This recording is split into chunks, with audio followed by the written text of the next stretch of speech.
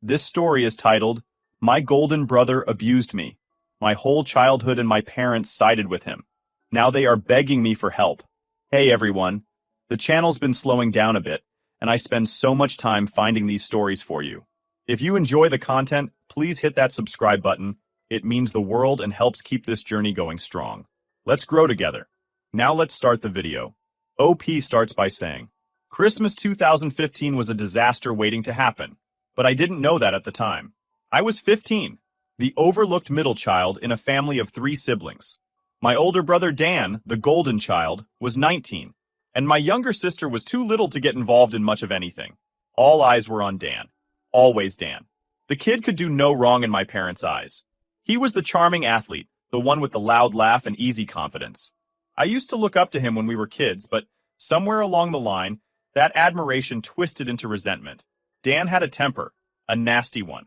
And when he drank, which he'd been doing since he was barely old enough to drive, that temper became a weapon. The Christmas dinner table looked as picture-perfect as ever. Mom had outdone herself with the decorations, setting out polished silverware and candles that smelled like pine and cinnamon. Dad hovered near the TV, pretending to care about football, while really sneaking sips of whiskey from his mug. Dan, meanwhile, was already on his 3rd beer before we even sat down. Nice apron, Dan said, smirking at me as I carried a tray of roasted vegetables to the table. Did Mom put you in charge of the kitchen again? What are you, her little sous chef? I ignored him, but my cheeks burned. I liked helping Mom cook, but Dan never missed an opportunity to turn something I enjoyed into a jab. By the time dinner started, Dan was buzzing with alcohol and bad energy. He made snide comments about everything. The food, Dad's non-existent cooking skills, even Mom's centerpiece arrangement. But his favorite target, as always, was me. You still getting C's in math, loser? He said, loud enough for everyone to hear. Don't worry, not everyone's cut out for college. Maybe you can be a chef or something. You're good at carrying trays. I clenched my fists under the table, my appetite disappearing. Mom tried to laugh it off, saying, Oh, Dan, stop teasing, but she never really stopped him. She didn't dare. No one did. But this year, Dan wasn't satisfied with just words. After a few more beers, his mood turned dark. He started grilling me about why I wasn't helping out more around the house, or pulling my weight. The irony was rich, considering Dan never lifted a finger unless it was to open another bottle. You're such a lazy little prick, he snapped, leaning across the table. His voice was slurred, but his words cut deep. Mom and Dad do everything for you. You think life's just gonna hand you a free ride? I couldn't take it anymore. At least I'm not a drunk, I shot back, my voice shaking with anger. The table fell silent. For a second, I thought maybe I'd finally gotten through to him. But then Dan's face twisted into something I barely recognized. He stood up so fast his chair toppled over, his fists clenched like he was ready to fight. You little shit, he spat. Say that again. Before I could even think about backing down, he lunged. His fist connected with my face and the world spun. I hit the floor hard, tasting blood and feeling the hot sting of tears. Dan, stop it! Mom screamed, rushing to pull him back. Dad grabbed Dan by the shoulders, dragging him into the living room while he cursed and yelled about how I deserved it. I sat there on the floor, stunned. My nose was bleeding, my cheekbone throbbed, and my mom, she didn't even look at me. She was too busy trying to calm Dan down, stroking his arm and whispering, It's okay, sweetie. Just breathe. When the chaos settled, Mom pulled me aside. You shouldn't have said that to him, she said, her voice sharp. You know how Dan gets. You provoked him. Provoked him? I repeated, incredulous. He punched me in the face. You're fine, she said dismissively. Family sticks together no matter what. You need to apologize to Dan. It felt like the floor had dropped out from under me. Apologize? For what? For standing up to him? For bleeding all over her precious tablecloth? I wanted to scream, but instead, I just nodded numbly and went to my room, slamming the door behind me. That night, as I lay in bed with an ice pack pressed to my swollen cheek, I realized something. Dan wasn't the problem. Not really. The real problem was my parents. How they coddled him, excused him, enabled him. They'd rather protect their golden boy than admit he was anything less than perfect. And if that meant throwing me under the bus, so be it. The cracks in our family had been there for years, but now they were splitting wide open. And deep down, I knew this was just the beginning. After Christmas 2015, things didn't just go back to normal. If anything, they got worse. Dan's punch to my face wasn't just a one-time outburst, it was a turning point. From then on, It felt like he had complete license to treat me however he wanted. And my parents? They didn't just let it happen. They enabled it. Dan didn't apologize, of course. Instead, he acted like I was the one who'd wronged him. He walked around the house with this smug confidence, like he'd proven something. I couldn't figure out what was worse, his arrogance or my parents' silence. Mom kept saying things like, "Dan's just under a lot of stress," and Dad would mutter, "Boys will be boys," whenever I tried to bring it up. But I wasn't just going to let it slide. Not this time. Something inside me had snapped that night, and I knew I couldn't keep pretending everything was okay. I started avoiding Dan altogether, locking myself in my room when he was home, eating dinner quickly so I wouldn't have to sit through his taunts. But it didn't take long for him to notice. "What's the matter, little bro? You scared of me now?" he'd say, blocking my path in the hallway. He'd lean in close, grinning like it was all some big joke. "Don't worry, I won't hit you again. Unless you give me a reason." It was infuriating. I wanted to fight back, to wipe that smug look off his face, but I knew better. Dan was bigger, stronger, and way more reckless than me. Any physical confrontation would end badly. So I did the only thing I could. I started planning my escape. I threw myself into school. I wasn't a great student by any means, but I knew that getting good grades was my ticket out of this house. I started staying late at the library, telling my parents I had group projects, when really I just wanted to be anywhere but home. It worked, for a while. But Dan wasn't content to let me have my peace. He started escalating his behavior, finding new ways to get under my skin. If I left my textbooks out, he'd scribble over my notes with crude drawings. If I tried to watch TV, he'd change the channel and tell me to go do something useful. And whenever I confronted him, he'd laugh and say, "Relax, it's just a joke." One night, he took it too far. It was a Friday, and I'd just gotten home from school. I'd been working on an essay that was worth 30% of my final grade, and I'd left my laptop charging on the dining table. When I walked into the house, I found Dan sitting there, flipping through my essay like it was a comic book. "What you working on, nerd?" he said, grinning as he scrolled through the pages. "Give it back," I said, trying to keep my voice steady. "Chill out. I'm just looking," he said, but there was a glint in his eye that made my stomach drop. Before I could stop him, he deleted the file. Just like that. 3 weeks of work. Gone in an instant. He laughed as I lunged for the laptop, holding it out of my reach like we were kids playing keep away. "What the hell is wrong with you?" I yelled, my voice cracking. "Relax," he said, tossing the laptop onto the table. "You've got time to rewrite it. Besides, maybe it'll actually be good this time." I wanted to scream, to hit him, to do anything that would wipe that smug look off his face. But I knew it wouldn't matter. Dan always got away with everything, and this time would be no different. I stormed upstairs and slammed the door to my room, shaking with rage. I could hear my parents downstairs asking Dan what had happened. His response? "Oh, he's just being dramatic." And they believed him. Of course they did. When I tried to tell them what he'd done, my mom sighed and said, "You need to stop letting him get to you. He's your brother. You should be able to handle a little teasing." Teasing! That's what she called it. That night, I made a decision. I wasn't going to wait until college to get out of this house. I needed to leave, and I needed to do it soon. I started looking for part-time jobs, saving every penny I could. I didn't care where I went. I just needed to get as far away from Dan as possible. But leaving wasn't going to be enough. I wanted revenge. Not the petty, impulsive kind, but something that would actually hurt him. Something that would make him feel the way he'd made me feel all these years. Powerless, humiliated, and completely alone.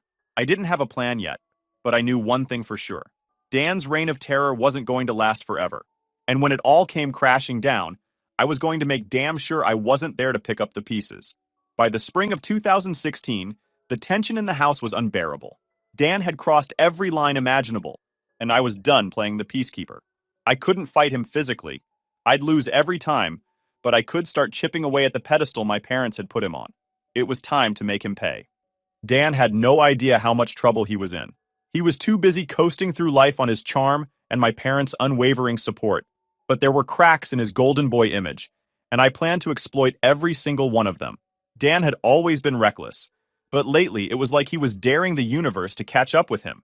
He'd drop out of community college after one semester, claiming it was boring, and spent most of his days drinking, playing video games, and mooching off my parents. They'd complain about his lack of direction, but the second he flashed that winning smile, they'd let it go. Meanwhile, I was putting in the work. I'd landed a part-time job at a local coffee shop, saving up every penny I could for my eventual escape. I started studying harder, not just to keep my grades up, but to prove, to myself more than anyone else, that I was better than this mess of a household. But Dan couldn't leave well enough alone. He saw me working hard and hated it. I think it reminded him of what he wasn't doing. So, he doubled down on being the world's biggest jerk. He started borrowing my money, rifling through my room when I wasn't home and taking whatever cash I'd stashed away. When I confronted him, he'd shrug and say, "I'll pay you back," but he never did. One day, I came home to find my favorite jacket missing, the one my grandma had given me before she passed away. When I asked Dan about it, he smirked and said, "Oh, that old thing. Sold it. Needed beer money." That was it. The final straw. I wasn't just angry anymore. I was furious. And I knew exactly how to hit him where it hurt. Dan had a secret. For all his charm and swagger, he wasn't as bulletproof as he liked to pretend. He'd been stealing from my parents for months, using Dad's credit card to buy booze and video games. I'd stumbled across the evidence by accident. A bank statement left on the kitchen counter, with charges my parents couldn't explain. I didn't say anything at first. I wanted to be smart about it, to make sure there was no way he could talk his way out of this one. So, I started gathering proof. I'd take pictures of receipts, screenshots of his online orders, and even recorded him bragging to his friends about how he was living rent-free and using the old man's money. Then, one night, I struck. It was late and everyone else was asleep. I slipped into my parents' room and left a neatly organized folder on their nightstand. Inside were all the receipts, screenshots, and recordings I'd collected over the past few weeks. I didn't leave a note. I didn't need to. The evidence spoke for itself. The next morning, I woke up to chaos. "What the hell is this?" Dad's voice boomed through the house. I peeked out of my room to see him holding the folder, his face red with rage. Mom was sitting on the couch crying, while Dan stood there, looking like a deer caught in headlights. "I can explain," Dan started, but Dad cut him off. "Explain? You've been stealing from us, Dan. Thousands of dollars. And you thought we wouldn't notice?" "I was going to pay it back!"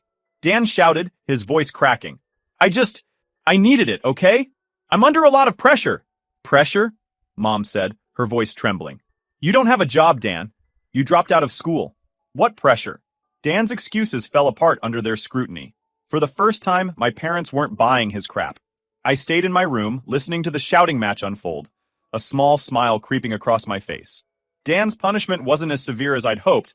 My parents couldn't bring themselves to kick him out. But they did cut him off financially. No more free rides, no more credit card handouts. He was furious, of course, but there was nothing he could do about it.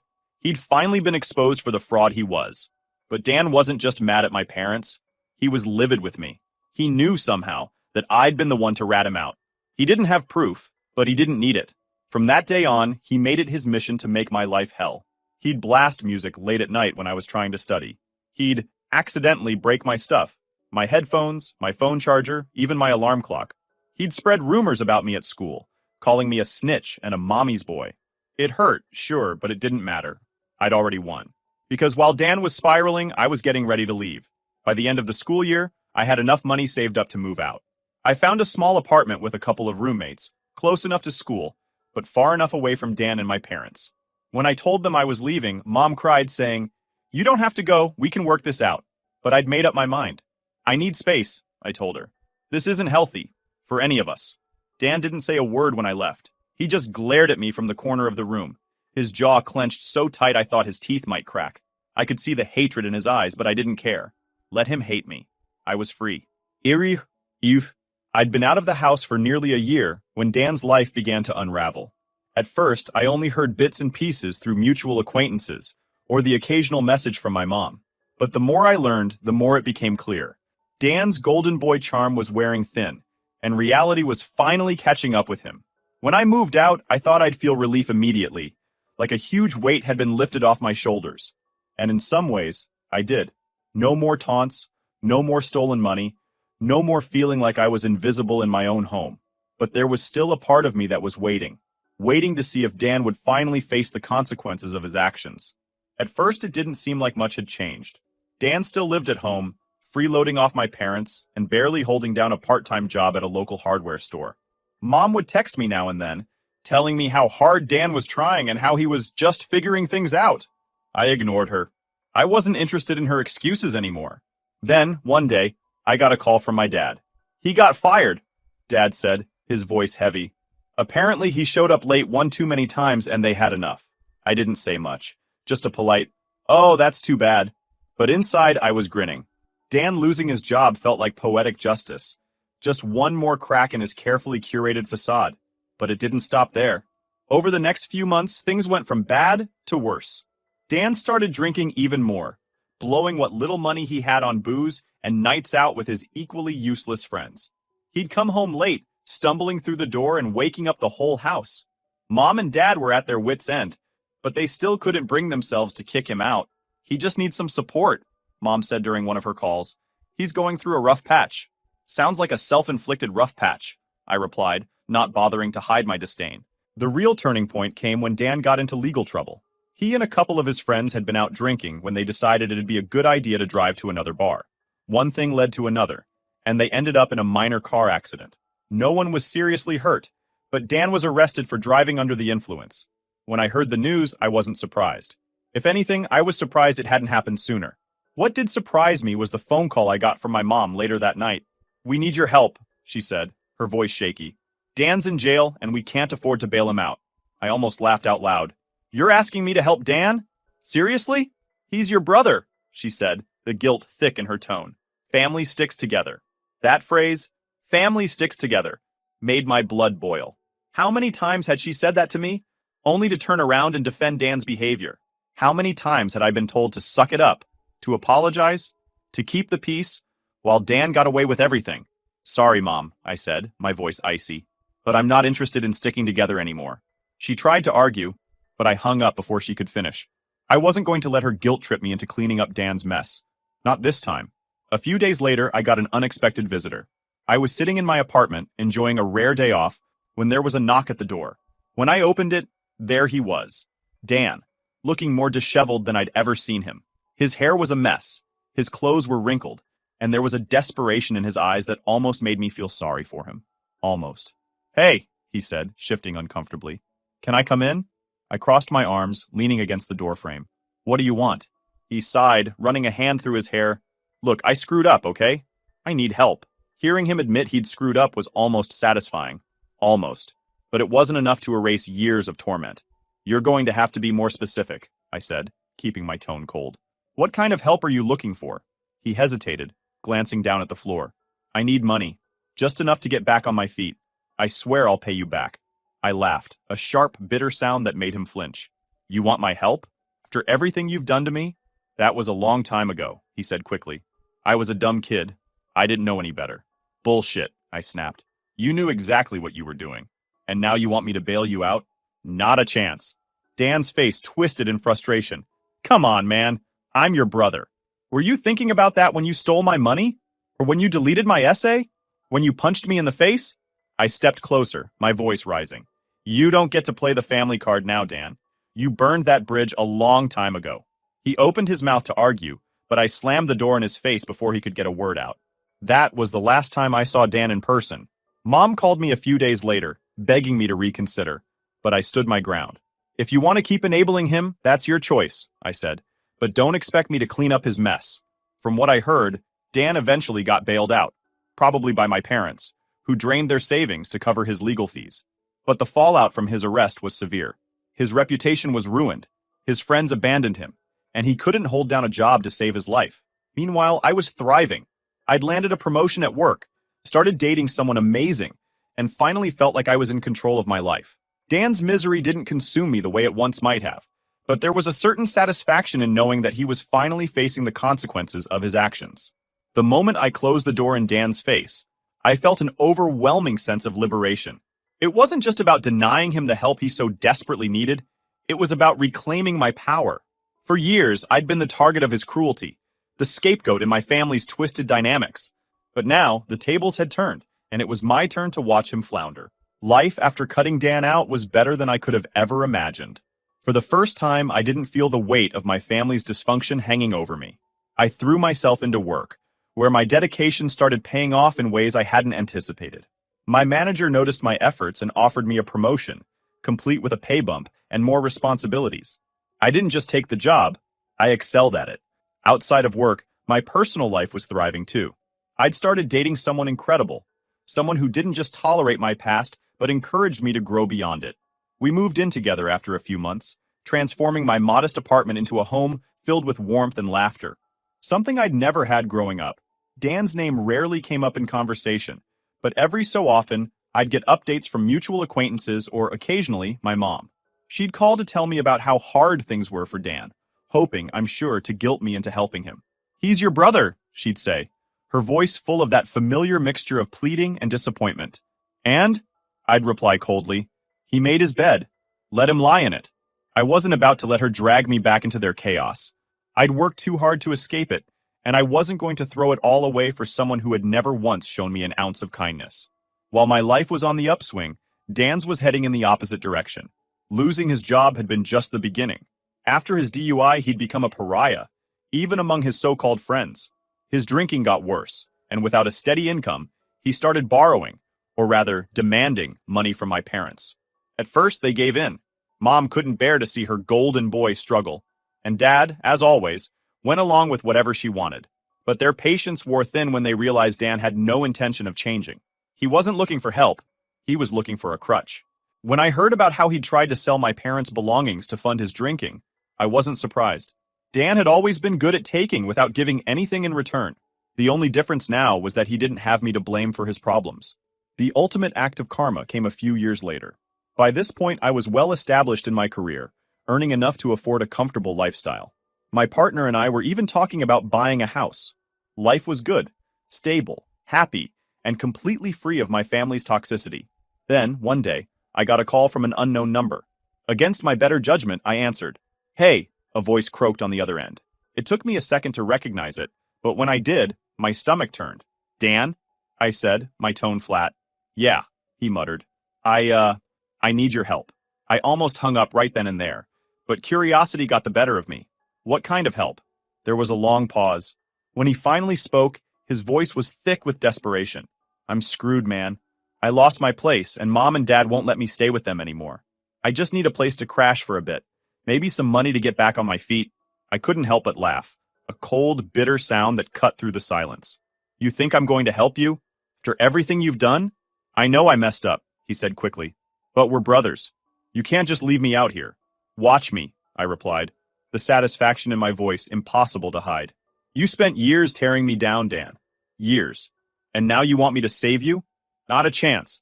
"Come on, man," he begged. "I'm not asking for much. You're not asking for anything.